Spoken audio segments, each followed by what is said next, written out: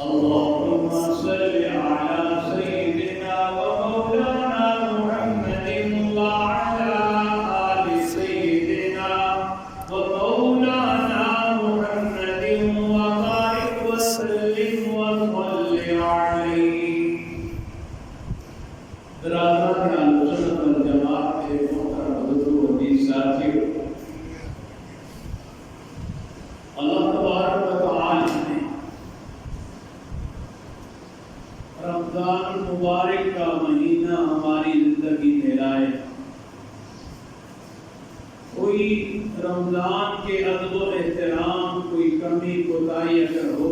تو اللہ معاف فرمائے۔ اپنی طرف سے تو کوشش یہی کی جاتی ہے، ہر مومن یہ کوشش کرتا ہے کہ بھئی کوئی غلطی نہ ہو، لاشعوری سے کوئی ایسا کام ہو گیا جس میں شرع اجازت نہیں دیتی تو اللہ سے معافی مانگتے ہیں، یا اللہ ہم سے وہ اعمال ہوں جو تیری رضا والے اعمال ہیں۔ ایسا عمل کوئی بھی کسی مومن سے سرزدہ ہو جس پہ تیری ناراضگی ہو، تیرے حبیب کی ناراضگی ہو۔ اللہ تعالیٰ تمام مومن مسلمانوں کا رمضان قبول فرمائے۔ میرے دوستو، بڑی شان والا مہینہ ہے۔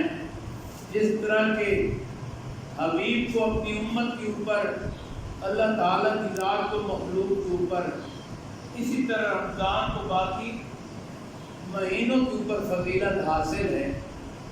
اللہ تعالیٰ نے اس میں بخشش کے بہت سامان رکھے ہیں۔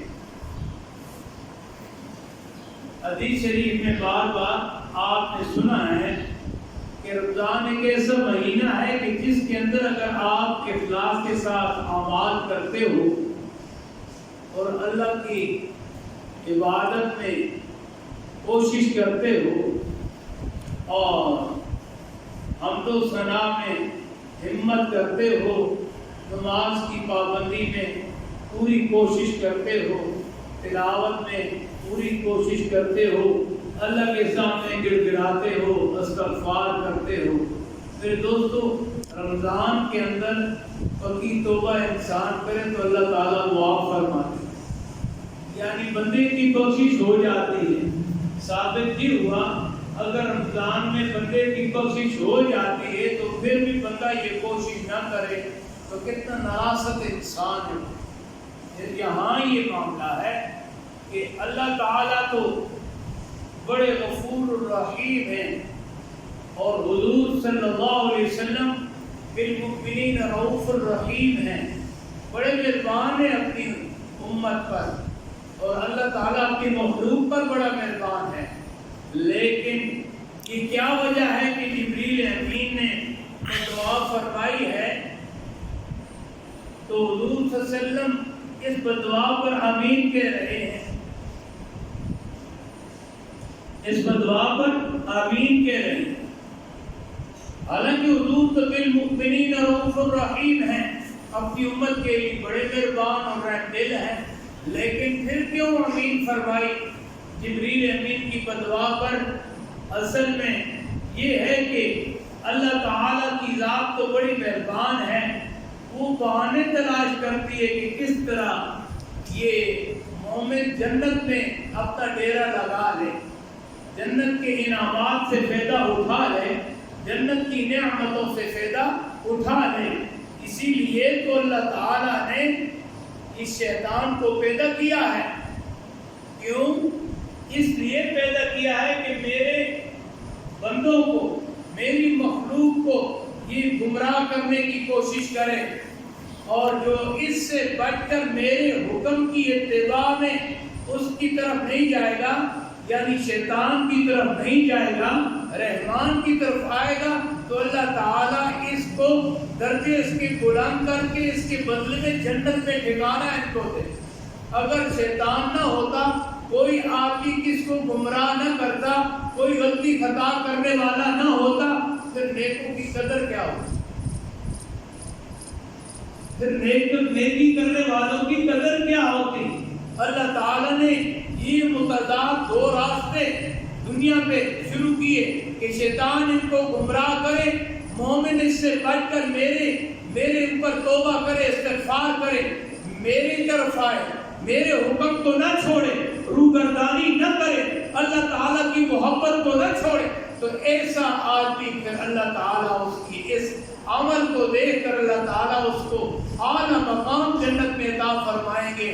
وہ جب جنتی جنت میں جائے گا تو اس کو پتہ چلے گا، ایک ہے اپنی مرضی سے کام کرنا اور ایک ہے کوئی روکے پھر کرنا، ایک نیکی کا کام اپنی مرضی سے کرنا اور سبھی نیک ہیں، سبھی نیکی کرتے ہیں، تو جو گنہگار نہ ہوگا تو پھر درجات والے لوگوں کا کیا قدر ہوگی؟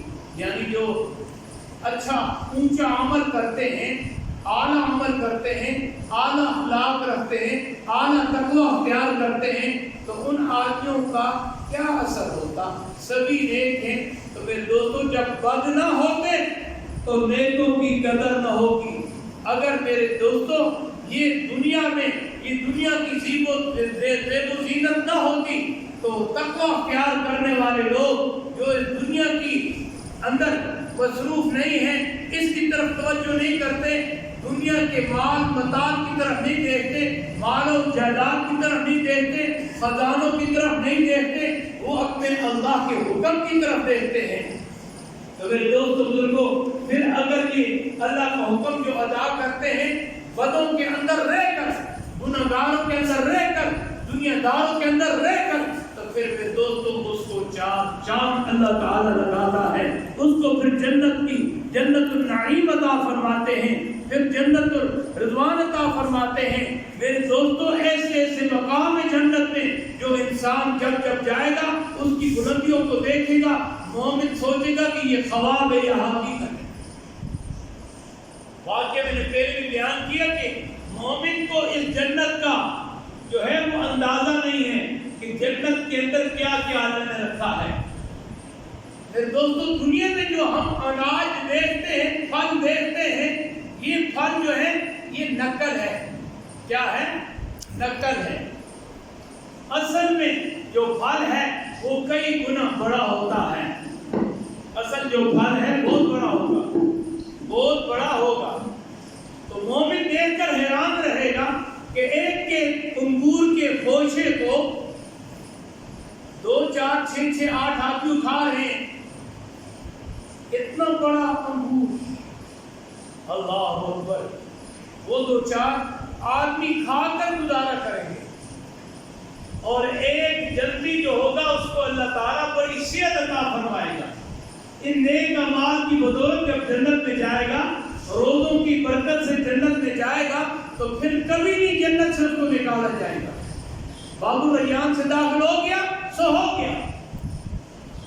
اللہ تعالیٰ نے اسپیشل جنتیوں کے لیے ایک دروازہ رکھا ہے، اور اس میں داخل ہو گے تو فرشتہ کہے گا کلوا واشربوا ہنیئا بما اسلفتم فی الایام الخالیہ، جاؤ کھاؤ پیو، تم بھوکے رہے ہو، پیاسے رہے ہو، میرے لیے تم نے سارا صبر کیا، استقامت دکھائی، جاؤ اللہ نے بہت دن سے تمہارے لیے رکھی ہیں، جاؤ اندر جاؤ کہ کھاؤ۔ میرے دوست بزرگوں، وہاں جب جنت میں انسان جائے گا تو جنت کے اندر عجیب عجیب چیزیں دیکھے گا۔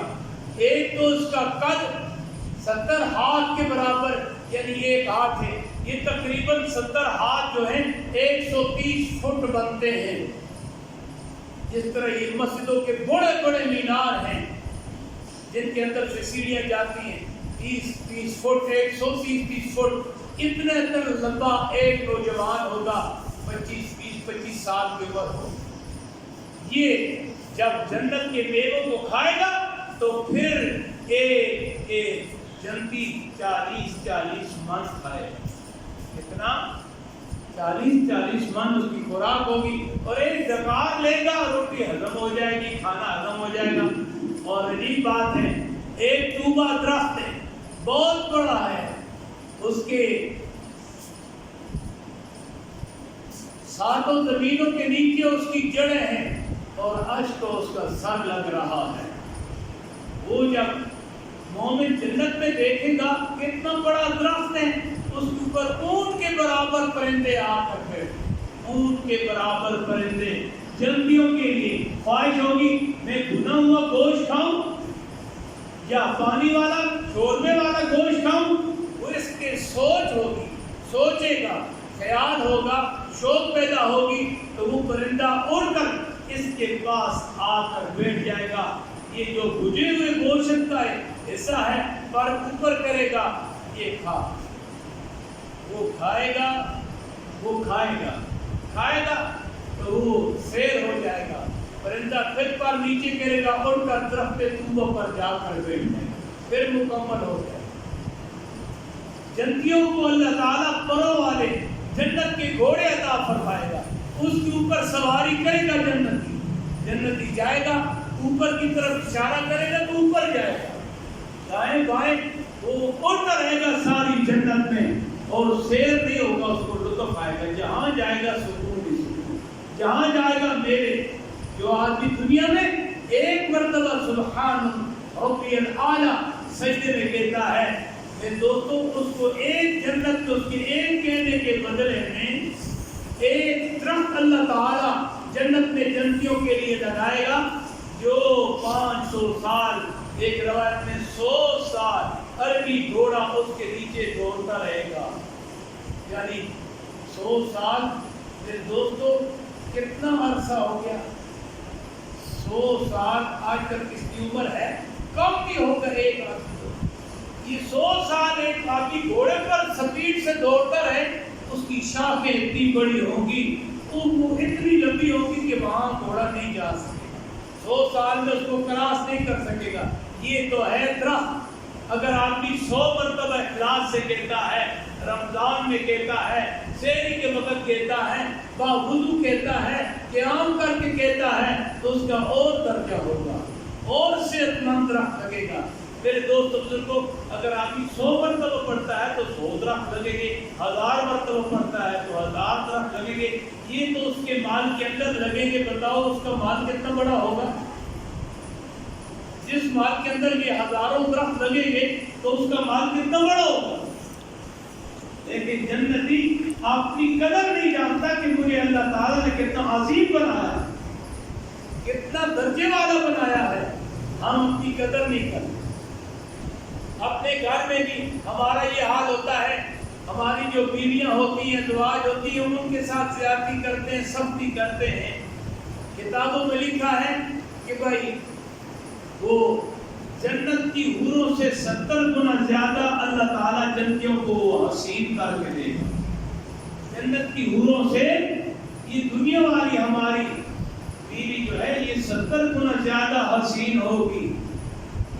جب مولانا امداد اللہ قاسمی نے جنت کے حسین مناظر میں لکھا ہے کہ وہ آدمی جنت میں جب جائے گا تو جنت میں جائے گا تو ہیبت کی وجہ سے کہ اتنی حسین بھی جنت ہو سکتی ہے، وہ اس طرح منہ کھول کے 70 سال اس کو دیکھتا رہے گا، 70 سال اس کو دیکھتا رہے گا، 70 سال اس کو دیکھتا رہے گا۔ پھر اللہ تعالیٰ ایک حور کو بھیجیں گے، جاؤ یہ جنتی، یہ میرا ولی، میرے یہ جنت کے حسین مناظر کو دیکھ کر وہ ہیبت میں پڑ گیا ہے، حیران ہے، حیرانگی میں ڈوب گیا ہے کہ یہ کیسی حسین جگہ ہے، یہ حقیقت ہے یا خواب ہے، اس کو یقین آ جائے، جا کر اس کو جگاؤ۔ تو اس طرح دیکھ رہا ہے، ایک ہی نظر ہوش نہیں، تو حور آ کر ادھر چماٹ لگائے گی، محبت سے کہے گی اللہ کے ولی ہمارے لیے بھی تیرے پاس وقت ہے کہ نہیں، کتنی مدت سے انتظار کرتی ہیں ہم۔ تو وہ اس طرح اس کی طرف دیکھے گا، اس کے ہوش اڑ جائیں گے کہ یہ کیا چیز ہے، کتنی حسین ہے۔ اس کے اندر مگن ہوگا، دور سے ایک اور آئے گی، وہ دوسری طرف سے چماٹ لگائے گی، اس طرف دیکھے گا، اس کے اندر دیکھتے دیکھتے 70 سال اس کے گزر جائیں گے۔ وہ پوچھتا ہے تو کون ہے؟ کہا کہ جو جنتیوں کے لیے اللہ نے فرمایا ہے وَلَدَيْنَا مَزِيدٌ، میں جنتیوں کے لیے مزید بھی کچھ رکھا ہے، اس مزید میں سے میں ہوں تمہارے لیے۔ کہا اچھا۔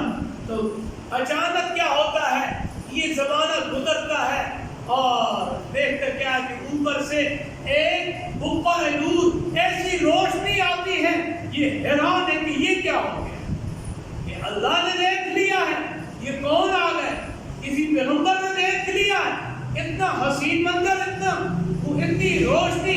دیکھتے کیا ہے کہ اس کے مال کے بلا خانے سے دنیا والی عورت اس کو دیکھ کر مسکرائی ہے، یہ تو حوروں میں مگن ہے، ہماری طرف دھیان ہی اس کا کوئی نہیں۔ اس نے مسکراتے ہوئے 2 ہونٹ کھولے ہیں، یہ 2 دانت ننگے ہوئے ہیں، ان 2 دانتوں کے وجہ سے یہ روشنی پڑی ہے اس کے اوپر۔ آتا ہے نا کہ حور اپنی اس درجے والی عورت کا نہیں کہا کہ حور اگر ایک تھوک اپنا سمندر میں ڈال دے تو یہ سمندر جو ہے اتنا میٹھا ہو جائے کہ دنیا حیران۔ اگر آپ فصل فرمایا اگر جنت کی حور اس طرح باہر ایک دوپٹہ اپنا آنچل اس طرح کھلا دے، اس طرح کر دے، اپنے دوپٹے کو ہوا میں اڑا دے تو اتنی خوشبو پیدا ہو کہ دنیا کی ہر چیز خوشبو سے معطر ہو گئے۔ ایک آدمی آ گیا حضرت عمر رضی اللہ تعالیٰ کے پاس۔ ہم تو ویڈیو سے بڑی زیادتی کرتے ہیں نا، اس میں ہی جھوٹ نہیں ہے نا، اپنے آپ پر پردہ ڈالا کرو، سبھی نوادیوں کے کو جو زیادتی کرتا ہے اقرار کرنے کی بھی جرات حاصل کرو کہ ہم نے زیادتی کی ہے، سختی کی ہے، مارا ہے۔ اگر سالن نمک زیادہ پڑ گیا تو پھر گالیاں، اللہ، ذرا سالن میں گھی کم پڑ گیا تو پھر گالیاں، اگر روٹی کو میں پکانے میں فرق پڑ گیا تو پھر گالیاں۔ اس کو ہم اتنا ذلیل کرتے ہیں کہ اس کو ہم اپنا رفیق سفر بھی نہیں بناتے، ایسی ایسی باتیں کرتے ہیں کہ ہم اس کے سامنے ایک اسرائیل بن کے بیٹھ جاتے ہیں۔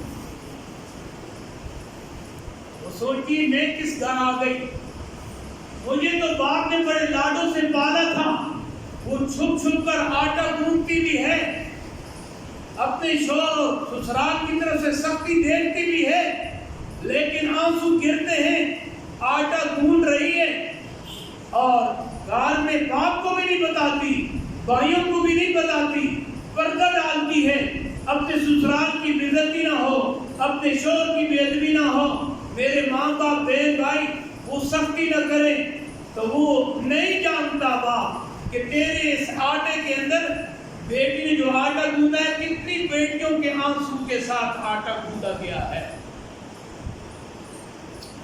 کتنی مظلوم ہے، نہ تو اپنے گھر کو چھپتی صفائی ستھرائی ہیر سنگار کر سکتی ہے، کیوں کہ بھائی ہے، غیرت آتی ہے، ادھر خدمت کی، روٹیاں پکائی ہیں، کپڑے دھوئے اور جھاڑو دیے، بچوں کو سانبھا اور تمام گھر کو گلشن بنا کے رکھا، ادھر بھی نوکرانیوں کی طرح جب سسرال جاتی ہے تو دیوروں کے کپڑے، اپنے سسرال کے کپڑے، ان کی خدمت، ان کی ہڈی، ان کے گھر کی صفائی، وہاں بھی کچھ نہیں کر سکتی، ساری زندگی اسی سادگی اور مظلومیت میں گزر جاتی ہے۔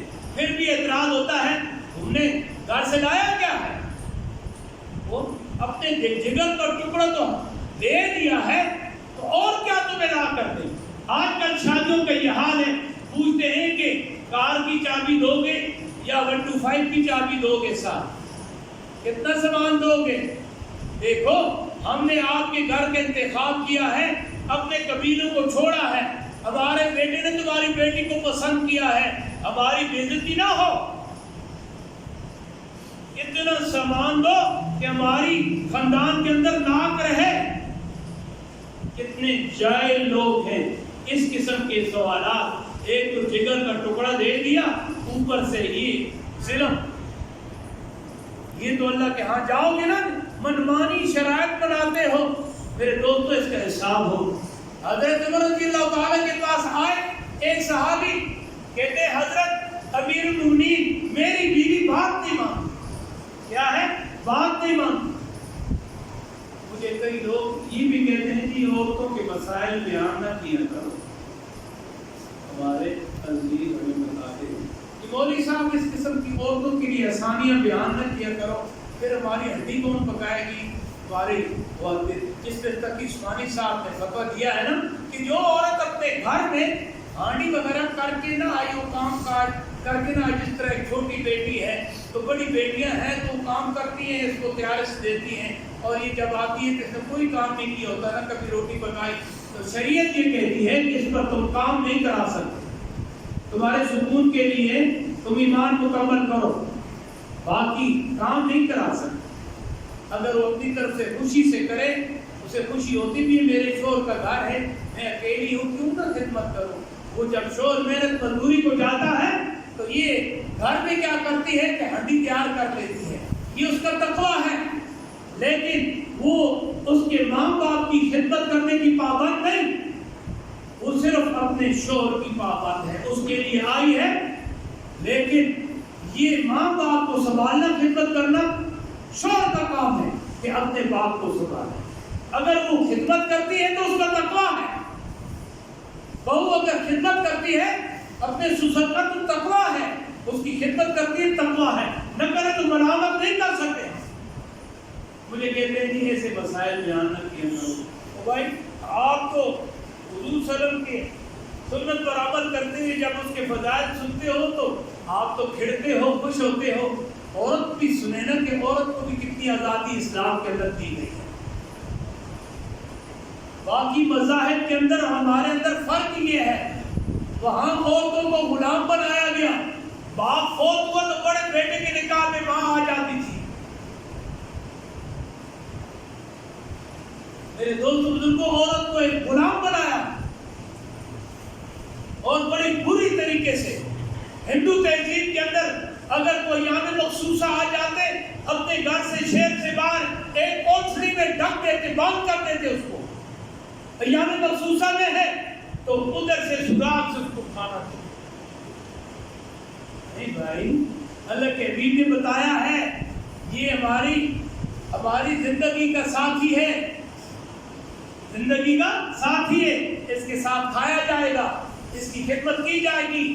یہ ماں کی حیثیت سے جدا درجہ ہے، بیٹی کی حیثیت سے جدا درجہ ہے، بہن کی حیثیت سے جدا درجہ ہے، اور بہو کی حیثیت سے جدا اس کا درجہ ہے۔ اللہ نے لکھا ہے ہمارا اسلام بے ضابطہ نہیں، باضابطہ ہے، یہ مکمل آیا ہے، یہ اس کی تکمیل ہوئی ہے۔ باقی مذاہب میں کمی رہی، تکمیل آ کر یہ حضور صلی اللہ علیہ وسلم کی شریعت میں ہوئی۔ عمر فاروق رضی اللہ تعالیٰ سے کیا کہتا ہے؟ کہتے ہیں میری بیوی بات نہیں مانتی۔ فرمایا یاد رکھیں یہ ٹیڑھی پسلی ہے، پسلی کو سیدھا کرو گے ٹوٹ جائے گی، اس کے ساتھ گزارا کرو۔ پھر عمر فاروق رضی اللہ تعالیٰ کیا کہتے ہیں؟ دیکھو بھائی یہ ہمارے گھر کی آیا بھی ہے، ہمارے گھر کی آیا بھی ہے، ہمارے بچوں کو سنبھالتی ہے، یہ ہمارے گھر کی دوبن بھی ہے، ہمارے کپڑے بھی دھوتی ہے، یہ ہمارے گھر کی کچن کا، ہمارے گھر کی خانسامہ بھی ہے، یہ ہمارے ہر وقت ہمیں تینوں وقت روٹی تیار کر کے دیتی ہے، بچوں کے لیے بچوں کی غذا، بوڑھوں کے لیے بوڑھوں کی غذا، جوانوں کے لیے جوانوں کی غذا۔ اور یاد رکھو یہ خالی یہی نہیں، یہ ہماری عزت کا بھی تحفظ کرتی ہے۔ ہم جب شہر سے باہر جاتے ہیں، جہاد پر جاتے ہیں، ہماری عزت کا بھی تحفظ کرتی ہے۔ یاد رکھو یہ خالی یہی نہیں، یہ ہمارے ایمان کا بھی حصہ ہے، اس کی وجہ سے ہمارا ایمان مکمل ہوا ہے۔ باقی درست ہے، ہماری سکون کے لیے بھی اللہ تعالیٰ نے بنائی، اتنی بڑی ڈیوٹیاں دے رہی ہے، اس کو کیوں جھڑکتے ہو؟ بھلا یہ عورت کیا ہے؟ اس کی مثال تو ایک خوشبو سی ہے، اور بات تو مطالبہ اس کا ہوتا نہیں، لیکن یہ صرف خوشبو دینے والی چیز ہے۔ لکھا ہے کتابوں میں حضرت علی رضی اللہ تعالی حضرت عمر کے درمیان کسی بات پر اختلاف ہوا۔ حضرت علی کی بیٹی عمر کے نکاح میں، حسین کی بہن عمر کے نکاح میں تھی۔ عمر کے گھر جا کر حضرت علی بیزو مباحثہ کرنے لگے، کوئی بات گرما گرمی میں سخت بھی ہو جاتی، پھر ایک آدمی درود پڑھ لیتا تو نرم پڑ جاتے، آخر بات ختم ہوئی۔ عمر فاروق رضی اللہ تعالیٰ نے اپنی بیوی سے پوچھا یہ تو تیرا باپ تھا، تو نے درمیان میں کوئی بات نہ کہی، کیا وجہ ہے؟ فرمایا عمر رضی اللہ تعالیٰ سے حضرت علی کی بیٹی نے فرمایا عورت کا تو یہ کام ہے خوشبو دینا، میرا یہ کام نہیں کہ تمہارے دونوں کے درمیان تفاوت پیدا کرنا، اختلاف پیدا کرنا، وہ آپ کا معاملہ ہے، کہیں شرع کے اندر کہیں رک جاؤ گے، ہمیں پتا ہے کہ شریعت سے تم دونوں باہر نہیں نکلتے، لیکن میرا کام یہ خوشبو دینا، میرا یہ نہیں کہ تمہارے اندر اور اختلاف کو بڑھانا۔ فرمایا یہ ہمارے ایمان کو مکمل کرنے والی بھی ہے، لہذا اس کو توڑو نہیں، گزارا کرو. یہ ٹیڑھی پسلی ہے میرے دوستو, اس کے ساتھ گزارا کرنا ہے. اگر سیدھا کرو گے تو ٹیڑھی پسلی ہے, یہ اس سے ٹوٹ جائے گی. تو یاد رکھیں, ہم کیا کرتے ہیں, ہم روٹی کپڑا مکان یہ ہم دیتے ہیں بیوی کو بچوں کو, لیکن دین کے مسائل کبھی ہم نہیں پہنچاتے. مسائل کی ضرورت تو ان کو بھی ہے. حضور صلی اللہ علیہ وسلم نے کیا کیا تھا, اپنی بیویوں کو پڑھایا تھا. 4-5 بیویاں ایسی جو وقت کی عالم تھی. حضور کی دنیا سے رخصت ہونے کے بعد چھوٹے چھوٹے کمرے تھے, ان کے آگے کپڑا ٹاٹ والا لڑکا ہوتا تھا, بیٹھ کر وہ دنیا کو تعلیم دیتی تھی. ان کے چھوٹے مدرسے ہوتے تھے. حضرت سلمہ رضی اللہ تعالیٰ کا اپنا مدرسہ, حضرت مائی عائشہ صدیقہ کے پاس جو رشتہ دار تھے, جو محرم تھے وہ اندر بیٹھتے, جو صحابہ جو محرم نہیں تھے وہ باہر بیٹھ کے مسائل سنتے, یہ پڑھاتے ان کو. 9 بیویاں حضور کی ہمیشہ رہی, 11 شادیاں حضور نے کی ہیں. لیکن میرے دوستوں بزرگوں, یہ عورتوں کی تعداد دیکھو کہ آج بھی زیادہ ہے مردوں سے, لیکن 1,24,000 کم ہو گئی صحابہ جنہوں نے حضور سے تعلیمات حاصل کی. اس تمام مخلوق کو انہوں نے دین کی بات پہنچائی, لیکن اندر کے مسائل, پردے کے مسائل, عورتوں کے مسائل, یہ ازواج مطہرات کی محنت سے تمام دنیا میں. اسی لیے حضرت ابو ہریرہ رضی اللہ تعالیٰ سب سے زیادہ حدیث کے راوی ہیں, 6,000 سے اوپر حدیثیں ہیں, اور حضرت عائشہ صدیقہ رضی اللہ تعالیٰ دوسرے نمبر پر ہے. تقریباً 5,000 کے اوپر نیچے انہوں نے حدیثیں بیان کی حضور سے. بہت بڑی مفتی تھی, صحابہ بڑے بڑے پردے میں آ کر مسائل پوچھتے تھے. امی عائشہ ہمارے آقا کا کیا عمل تھا اس مسئلہ میں, تو حضرت عائشہ ان کو بتاتی یہ مسئلہ. میرے دوست بزرگوں, تو ہم بھی اپنی بیویوں کو بچیوں کو تعلیم گھر میں دیا کریں, مسائل پہنچایا کریں, دین کی تعلیم دیا کریں, لیکن خود مسجد کو آئے گا نہیں, سنے گا نہیں, تو میرے دوستوں پھر بیٹوں کو بچیوں کو کس طرح تعلیم دے گا, بیوی کو دین کی بات کس طرح بچائے گا. وہ پہلے تو ایک آدمی تھا, وہ شادی نہیں کرتا تھا, شادی نہیں کرتا تھا کہ یہ سنا ہے کہ بیوی بڑی سخت عورت ہے, تو علماء نے کہا سنتیں کرو. تو خدا کی قدرت اس نے محنت کوشش کی, کہیں سے عورت مل گئی, شادی کی تھی, وہ تکڑی دلاور تھی, شور جب بھی گھر آتا وہ اس طرح اس کے اوپر روک ڈالتا. وہ تنگ آ گئی, یہ کیا ہے کہ میں آئی ہوں منت کر کے مجھے گھر سے لایا ہے, شادی کرائی ہے, اور یہ تو نے کیا کیا کہ مجھے سختی بھی کرتا ہے.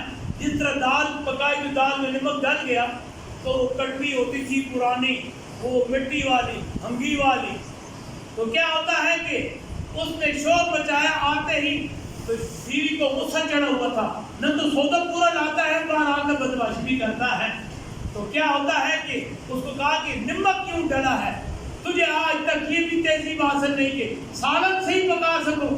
کبھی کیا روک جاتا, تو اس کو غصہ آیا تو نہ آؤ دیکھا نہ تاؤ, وہ سالن والی ہنڈی اٹھائی نا, اس طرح دیر ماری, چولہے سے اٹھائی دیر ماری, تو وہ ایسا ہو کہ اس کی نیچے جو ہے نا گردن جو ہے نا یہ اس کی ہنڈی ادھر داخل ہو گئی, اوپر سے ہنڈی ٹوٹ گئی, گردن باہر نکل آئی, اور ساری دال سینے میں بہہ گئی, ساری دال سینے پر بہہ گئی, باغ کے باہر آ گیا. لوگوں نے پوچھے یہ کیا ہے, کہا کہ سنت رسول ہے, کہا کہ سنت رسول ہے. شادی نہیں کرتا تھا, علماء نے کہا شادی کرو سنت ہے, کہا سنت رسول. ایسے اصلاح کے لیے ایک بیوی جو ہے نا مل جاتی ہے شوہر کو, کہا کہ سنت رسول ہے. تو میرے دوستوں بزرگوں, ایسا بھی نہ ہو نا, ایسا بھی اخلاق گھر میں نہ رکھے نا کہ بیوی کے طرف ہمارے پیچھے دوڑ پڑے. خدا کے بندو, اس کا بھی حق ہے, اس کو اپنی آزادی ایسی لو. اپنے کنبے قبیلے میں, اپنے ماں باپ کے گھر میں سختی نہ کیا کرو. غم شادیوں میں کچھ گنجائش ان کو اجازت دیا کرو. موقع محل پر گرمی موسم میں, سردی میں گرم سرما اس کو لباس لے کر دیا کرو. یہ غلط ہے کہ چھوٹی چھوٹی بات پر سب کی چھوٹی نہیں. اس موجودہ حالات میں اس کو دینی تعلیم دو, کچھ شعور پیدا ہو, اپنے بچوں کی اس نے تربیت کرنی ہے. اب وقت بالکل نہیں ہے, 1 منٹ بھی نہیں ہے, 2 منٹ اوپر ہو گئے, نہیں تو تفصیل سے اس کے اوپر بات کروں گا کبھی انشاءاللہ. حیات باقی, ملاقات باقی انشاءاللہ. اللہ تعالی ہمیں بھی دین کی سمجھ عطا فرمائے.